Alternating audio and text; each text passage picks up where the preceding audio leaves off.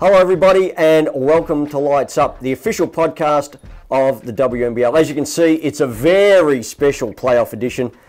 On my right, Desi Globitz; on my left, Sharon Milner. And 4 is now 3 in the WNBL. Nobody picked it. Nobody thought Townsville was going to beat Adelaide, but they did.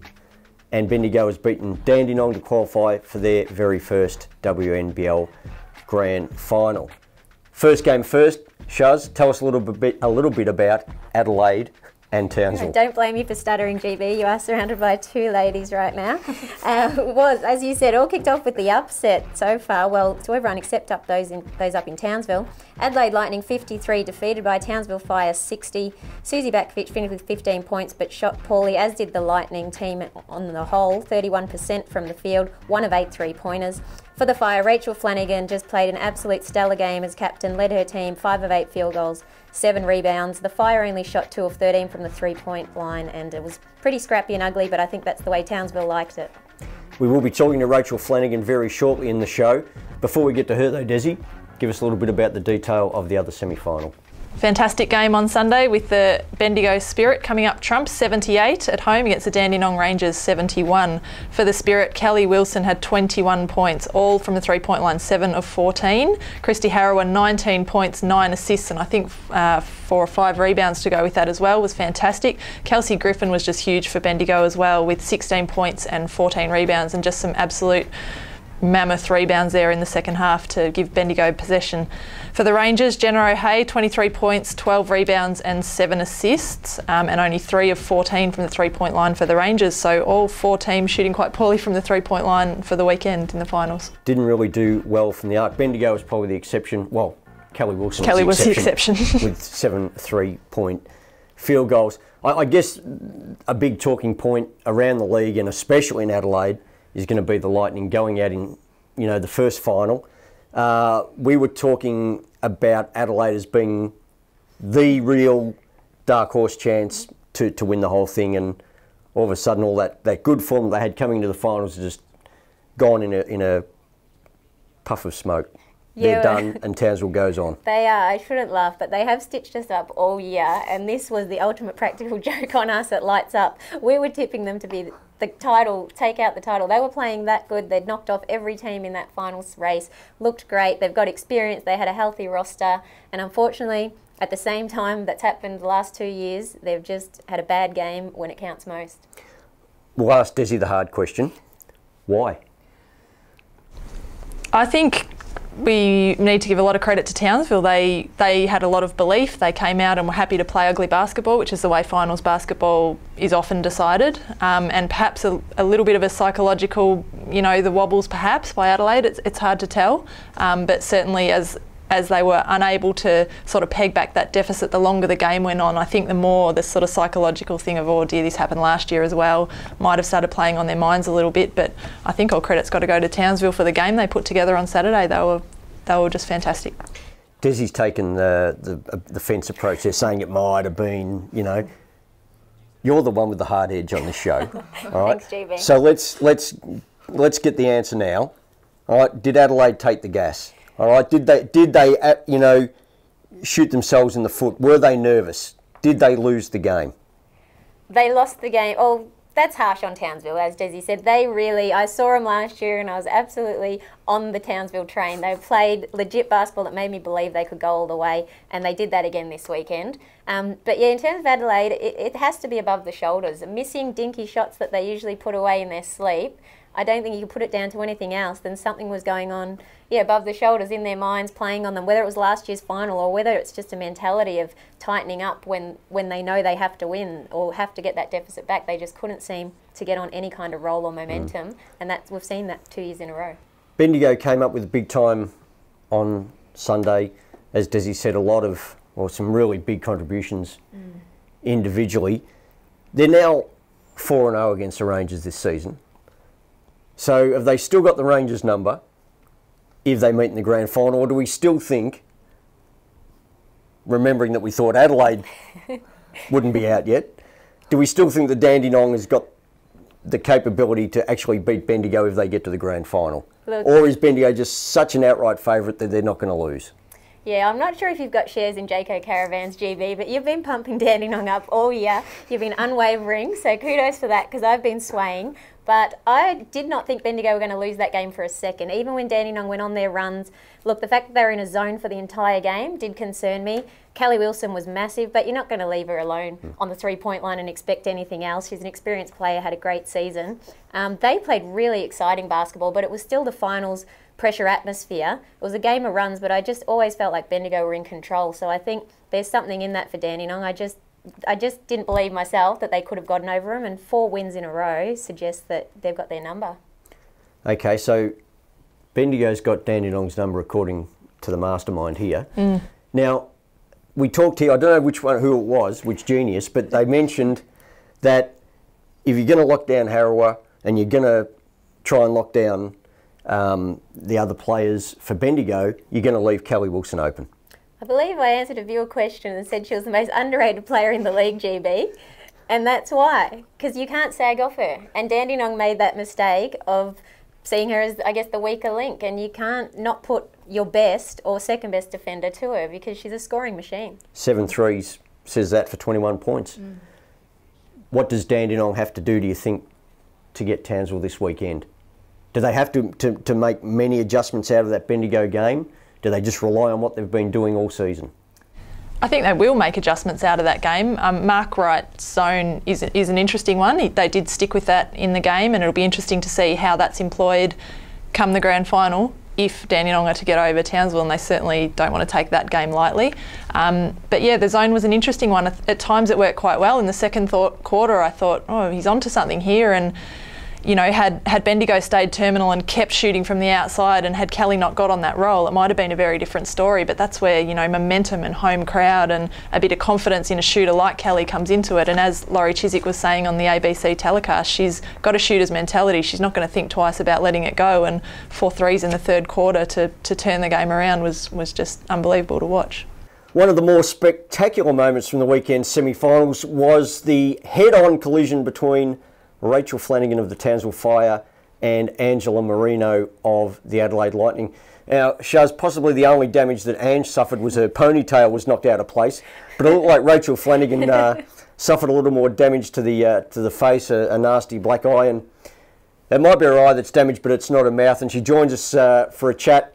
Rachel, fill us in how you're feeling, you know, a couple of days on from that pretty sickening collision. Yeah, the eye's still a little bit sore and swollen, and probably looks worse than it actually feels. So pretty lucky that there was no break there. I just saw the doctor today, so yeah, it should be all good for the game. But yeah, obviously I did come off a little bit second best. You could say that, but Townsville came off first best, which was the most important thing. That's exactly right. We did an absolutely fantastic job of keeping the scores nice and low and making it a really defensive game, and kept them out of their free-flowing offense. So that was the key for us, and to keep someone like Susie to 15 points for the game was absolutely fantastic from our big girls as well. Rach, it's Milner here. Congrats on the win. Great effort, especially by yourself. You played a perfect point guard game. Just quickly, I think it was a surprise to nearly everyone except for you guys in Townsville, that game. I was just wondering, at the start of the season when Shanavia gave you the news that she was leaving due to homesickness, did you have a meeting and regroup and realign your goals, or did you always believe that you were eyeing the prize the whole season? We always knew that the finals were obviously going to be tough to make this year, with it going from Final 5 to Final 4 no matter what, and there was already probably 2 or 3 teams already penciled in early in the season, and we knew it was just going to be tough to make it. But after all that interruption that we had earlier in the year with Shanavia and a few other issues, we were able to get Jessica in early and make sure we settled the group. And it took a while for us all to click, but just before Christmas we got on a bit of a run, and we were able to really believe that we could make finals. And we were battling with it with a few teams like Bulleen and Sydney to make that final spot. But we're playing the best basketball of the year when you have to, which is right now. Rach, it's Desi here. I'm just interested in Jess Foley's comments after the game about how you like to make good teams play bad basketball or ugly basketball. Is that been a game plan all along, or is that something that's developed just sort of by the by, or has that actually been something you've really focused on throughout the season? Our defence last year wasn't where we really needed it to be. We were more of a free-flowing team and just like to outscore teams. And for some reason or another, it hasn't been a huge focus. We knew that it needed to get better, but it's come to us in the last few weeks that our defence is what's getting it done. So to make a team like that play and only score 53 points is huge for us, and we're going to have to do that hopefully for 2 more games to win our first championship. Rachel, Dandenong has scored 100 points in a game probably 4 or 5 times this season. What's going to be a losing score for them this weekend? I really think if we can keep them around the 70 mark, that's going to be somewhere that we can hopefully play with. If we can keep them below that, even better, obviously. But if we can keep them hopefully low 70s, that's a score that we know that if we need to, we can score. We obviously didn't have a good game on the weekend, but it was ugly both ends. But I really believe that if we can keep them to low 70s, even high 60s, that's a score that we'll be able to chase and be able to win the game. I think, Rach, there's been a little bit of perhaps a lack of respect for Townsville, or a lack of, respect that Townsville would maybe deserve to be in the top 4 and certainly could win a semi-final. And I was guilty of that myself last week. I didn't actually think you guys could win in Adelaide, so I'm eating my words a little bit there. But is that feeling around the league and that opinion something that you use as part of your motivation, or does it not really come into play? I think it's we get a lot of good support up here in Townsville, but elsewhere around the league, like you said, it's been no one really expects us to even make the finals to start with, and it's a huge thing for us to be able to do that. And but I really think that we're just trying to focus on ourselves at the moment. But we really do believe that if we play a team on our given day, we can win this. And I've been to a preliminary final 3 or 4 times and never won, so it's something that's really driving me, and I really want to make sure that I can make a grand final, because once you make it to the big dance, anything can happen. So obviously I think a few people take bits and pieces on board that they wanted to use as motivation, but I think we really need to focus on ourselves right now and block everything else out. Big weekend coming up for the Fire and for all of Townsville, Rachel. I'm sure that for this week at least, and maybe the week after, that the crocodile tails out of the backs of the cars have been replaced by the flames of the Fire. Hopefully they have. Good luck for the preliminary final against the Dandenong Rangers. No worries. Thanks very much, guys. So from Rachel Flanigan to our viewer questions, don't forget you can get us here at Lights Up via the Facebook page of the WNBL. You can get us via the Twitter account at WNBL, at Shara Milner 4, at Desi Globe at 6. Is your account active? Not very. No, very inactive. And of course you can follow everything WNBL at WNBL.com.au. Let's go to the viewer questions. The best question this week will get a $100 Skins voucher, so a very good prize for that one. Desi, we'll hit you up first. The question is from Jen Richards. How many points do you think the Bendigo home court advantage is worth in a game, especially in a final? I think it's a significant advantage personally. I think it's a basket a quarter, 8 to 10 points for the game, purely based on you train on those rings all the time, you know those rings, and you got a couple of thousand people screaming for you for Bendigo. And with Christie playing, in who knows if it's her final season or not, but certainly Bendigo's first grand final, and the first grand final for Bendigo to host, the community's going to be right behind them, the crowd's going to be right behind them, and I think just confidence, momentum, and just familiarity, I really can't say that word, with the court and the rings, I think it's worth 8 to 10 points, and I think either Townsville or Dandenong have got an uphill battle on their hands going there. Let's go to you for the second question, which is on Facebook from Kelly Chapman.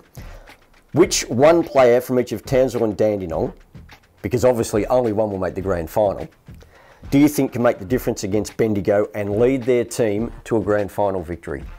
Yes, well, assuming they can, because as Desi just pointed out, it's going to be an absolute battle. Bendigo looked superb on the weekend. For Dandenong, I think it's a no-brainer for me. It's Jenna O'Hay. She's a one-woman wrecking crew. I'd love to have a social experiment and put her in one team each in the league for a round and just see how well they go, because she can almost win the game off her own back, and she showed that in patches on the weekend. She's just outstanding, and finals is her time. So I think if Dandenong were to get there and get over Bendigo, she'll have a big game.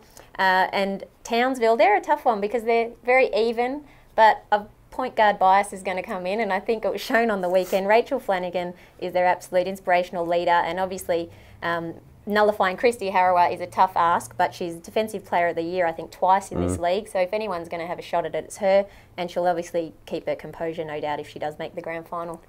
There you go. So 2 good questions on the Facebook page this week, but only 1 Skins voucher. Do you 2 want to fight over who's going to get the prize? I think there was a lot of good questions this week, but the one that really stood out was Jen Richards, the home court advantage in Bendigo. They fought for it, they got it. I think we'll see why they fought so hard for it. So a really good question by Jen, and hopefully Bendigo pack that stadium. I have no doubt they will. Well, there you go. A $100 Skins voucher on the way to Jen Richards. That was a very good question about the home court advantage. I'm not sure if they're going to have a $100 Skins voucher as a prize at the League MVP Awards night, but I'm sure they'll have some pretty significant awards. Don't forget, that is on March 24 at Crown. That's for the WNBL and the NBL MVP Awards, and of course Basketball Australia Awards, various things there. You can get tickets at basketball.net.au, March 24 at Crown.